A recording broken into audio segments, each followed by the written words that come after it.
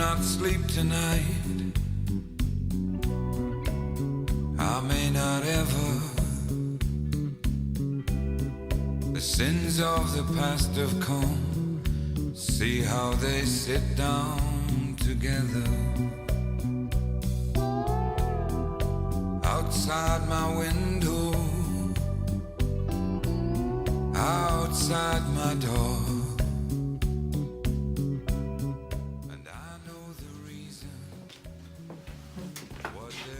So today we're going to be talking about the Gouda cube briefly. Just want to explain to everyone the basic concept behind using it. When we do an endodontic procedure and we put our master Gouda percha points into the tooth in question, regardless of whether we're, which side we're working on, which quadrant, once we fit our master cones in, we typically cut them off and we take an x-ray. So the whole purpose of the Gouda cube, or now what we call the ENDO cube, is that once you sear off the Gouda perches into any tooth, with any configuration generally found in teeth, we have to take the master cones out of the tooth and put them somewhere. So how did I come up with the Gouda cube or the ENDO cube? One day I was doing a root canal procedure and I fitted my master cones. I took them out and set them on my table.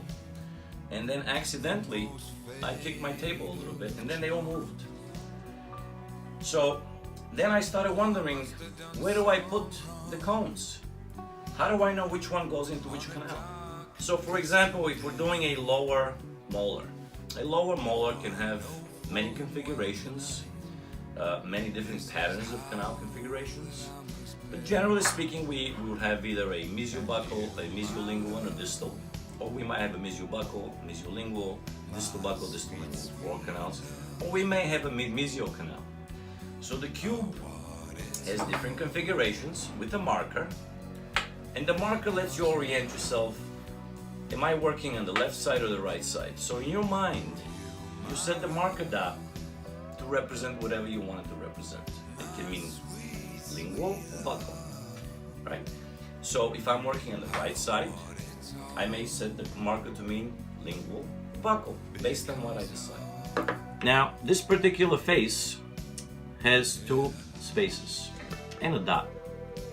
So if I'm working on an upper bicuspid with 2 canals, I will use this face.